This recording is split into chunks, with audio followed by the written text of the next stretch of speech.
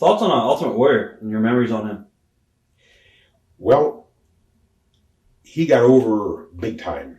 He ran to the ring, shook the rope, did the thing, and it worked. He had all the visuals. He was a stunning looking man. He looked like a comic strip character.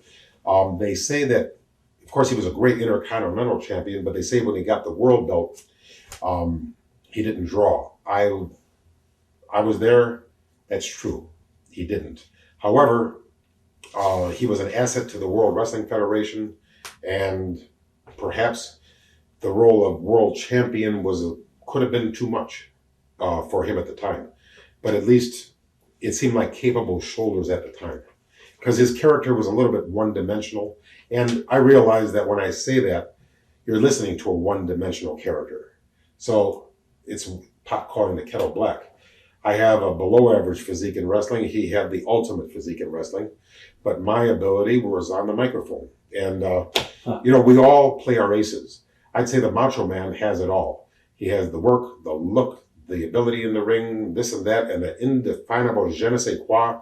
Plus, he had another something. He had the lovely Elizabeth, which gave it the love-hate thing. And then, all right, go on. I'm sorry, I'm rambling. No, it's okay. Was there any bitterness ever between you and your brother since that you were now working with Hogan again with Kurt, and he was under working with Duggan? Absolutely not. As a matter of fact, my brother had more matches with Hulk Hogan than any other person in history. And no, there was no bitterness. How could there be bitterness when what they said, okay, I'm sorry, Rick Rude, okay? What Rick Rude says was true. If it wasn't for the Macho Man and his friendship at the time with Hulk Hogan, I'm sure that I would not even have been part of the equation. And having said that, is that so bad? Yes, friends, there is politics. Sometimes it works with you, sometimes against you. But during the lean years, I persevered. And during the fat years, I also persevered. Did you see potential in Shawn Michaels and Bret Hart at this time? Did you think they were going to be a big part of WWF in the future? Yeah. They're both excellent workers. Why not? I mean, why shouldn't they get a break? I know that there's been a lot of allegations saying who's the best, this or that, blah, blah, blah, blah, blah. Like it matters which octogenarian is a better worker at this stage of the game. I'm not interested in that. They were all great. And each one was an individual. So who's to say what's better, an apple or an orange or a cassava melon? It's all good. So let's just say that, I'm talking about the Flair Bret Hart situation, or Flair's book, they knocked Mick Foley, right, or this and that. You know something? Mick Foley threw his body off a cage and landed and knocked himself out and went to the hospital. Wouldn't you say that the price he paid for wrestling was enormous?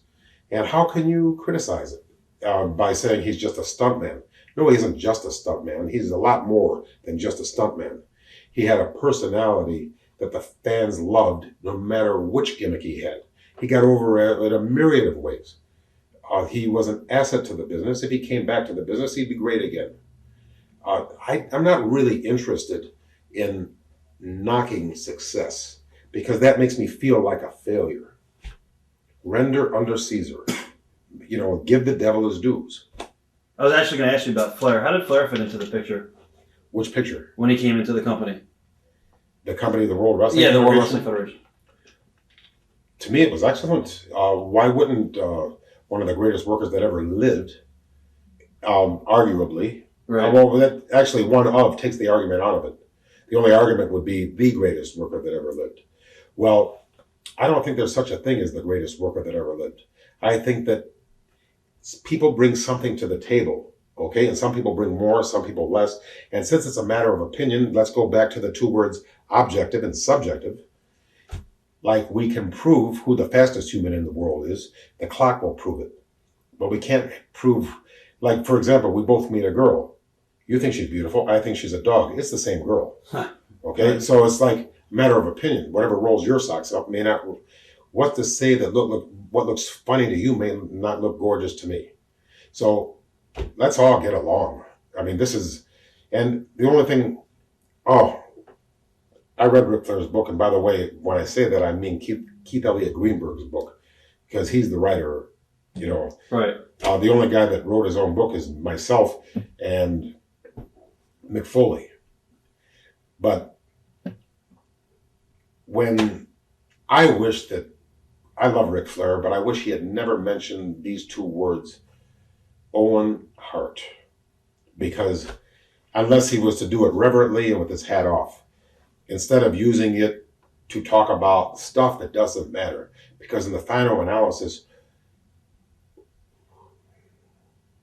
it's a horrible situation of what happened to him. He's a victim of the worst luck a man can have. And let's not mention his name unless it's to say something nice. I mean, please. I mean, why do you want to get petty when the stakes are so high and the family is still bruised? And why bring it up again unless it's to heal, not hurt?